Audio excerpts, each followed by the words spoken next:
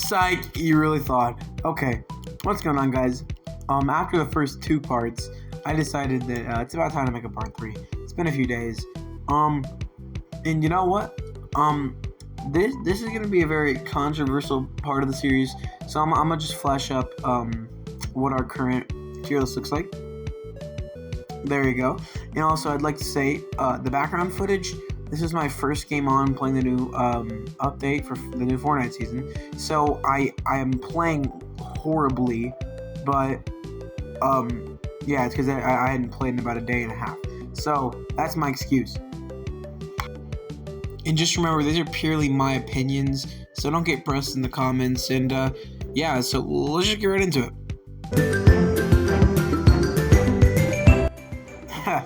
That was actually like really loud when I'm added in the music, so that actually jump scared me while I was playing it back.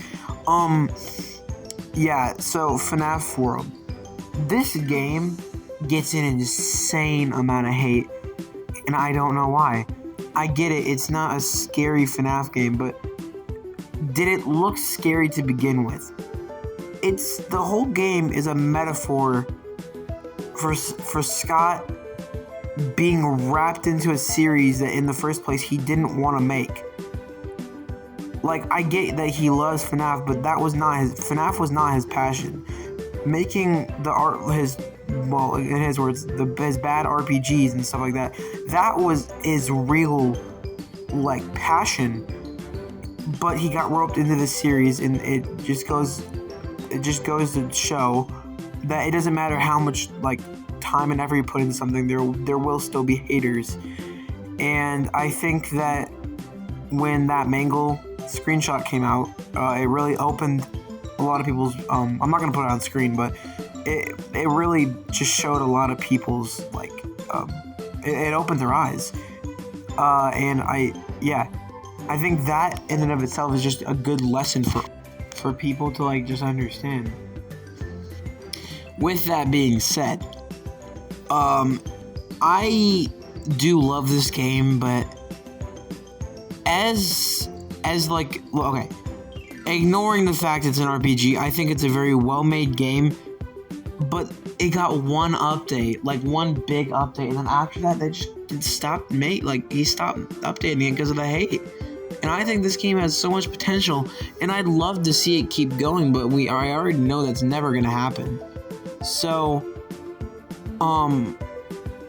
I don't know, because it's really fun to watch people play. It's really fun to play. There's so many secrets and Easter eggs and teasers for other stuff that I think this is overall just a really good game. But because it's the second, like, it's one of two abandoned FNAF games, I have to take it down from where I was gonna put it, and I think it's nicely in C tier. I really like the game, but yeah, no real critiques. Loved watching it growing up, and it's just the fact that it got canceled, and it's not really a FNAF game. It's a branch off, but it's still in the FNAF, not canon, but series. Yeah.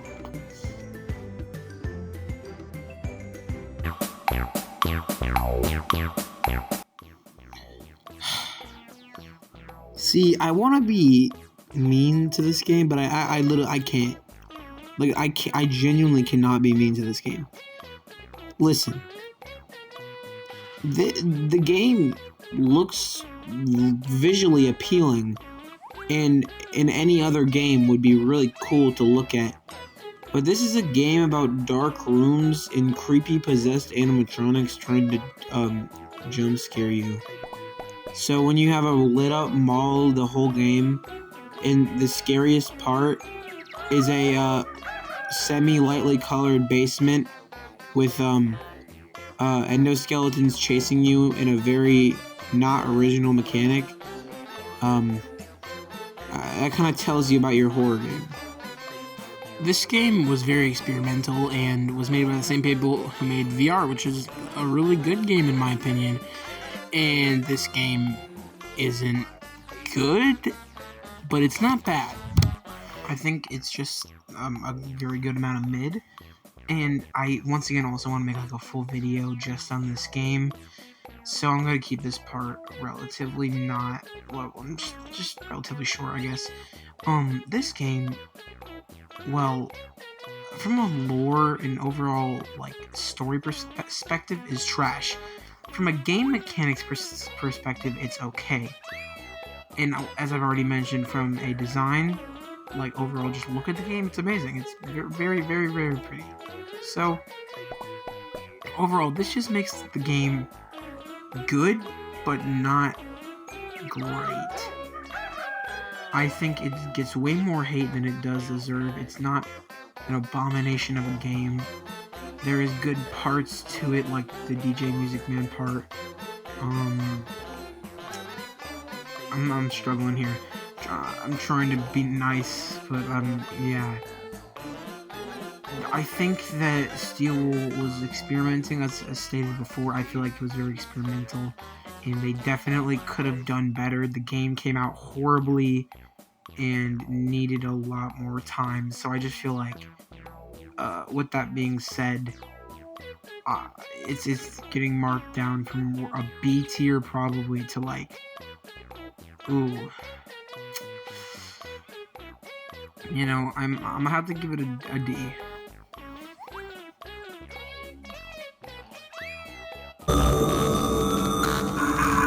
We go from this to this. That's just in one game. I don't know how a game connected to security breach could somehow become scary. I'm actually kind of surprised. So FNAF Ruin, it's interesting. It's really fun. But it almost confuses the lore even more. It makes the new main villain of the story a character from the books, and I don't mean those books or these books. I mean these books. Basically, the main villain is a thing called the Mimic, and it's kind of random. It's just a random throwaway book character that I personally didn't really care about up until the leading days. 2, when the game dropped, I realized, maybe everyone's saying that the Mimic is going to be the main villain are true, and then I looked a little more in depth, and I found out how convoluted this story was, lots of death, and when the game finally released, I was not surprised at all, because I had practically spoiled the whole game for myself. But that does not reflect what I personally believe about this game, or what I think about this game. I love this game. This game's amazing. It is a... if you don't like Security Breach, I need you... If you haven't seen this game, you need to go watch it. Just watch, Fusion's the Gamer play it, Dalco play it. Just watch someone play it. It's so good. And I think, once again, I could make a full video on this. I don't know if I am gonna, but I think this game's major flaw is the repetitive gameplay loop of finding the nodes and doing mini games. I think that's the only bad part about this game, other than Security Breach's lore. But yeah. Now the character designs, just really the whole overall art style went from a very light-colored, just like amusement park themed vibe to a abandoned apocalypse, dusty, crusty, destroyed building, and it reflects in the characters. The game looks, in my opinion, way better here than it did in the main game, because it's actually trying to be scary. Now, does it accomplish that? In certain parts, yes. Usually, the part that scared me the most in this game was when Monty is just randomly shows up and chases, tries running through a tunnel, but then something falls so he can't get to you. That's the only part that actually got me scared. But it tries its best, and I think for a lot of people it probably did succeed, because I'm not easy to scare anyways. So yeah, as I kind of mentioned before, the story is kind of predictable. but I feel like the character progression is way better, and Cassie is literally genuinely so much better than Gregory. Gregory had nothing to him other than he likes to destroy animatronics. She has connections prior to this with the animatronics like Roxy, and I think Roxy's also super good in this game, and I think she went from probably I don't want to say the worst because Chica, but near the worst animatronic in the last game to the best in the whole out of these two games. So, also one more thing, I think her little rivalry with Monty up until the moment that she electrocutes him and he dies is just a really cool detail in the game. And unlike Gregory, she's very sympathetic for these animatronics, and I really don't know why. And I think that's just a really nice detail that gives her more character traits, because I feel like Cassie is just genuinely so much better. But yeah, this game is a real step up, and I think I'm gonna make a full video on it one of these days, so I'm gonna just leave it there, and I'm gonna give this game a top of B tier. It still struggles from a lot of the things Security Breach did wrong, but as a standalone game, I have to respect it, so yeah.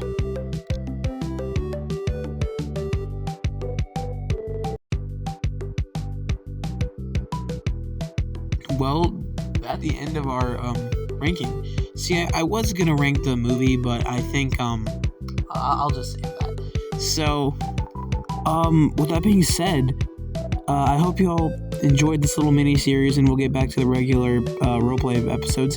I had a lot of fun making this, and I just love FNAF, so I mean, it really wasn't even that big of a deal or process to make. So yeah, I mean, just subscribe if you haven't yet, and have a nice day.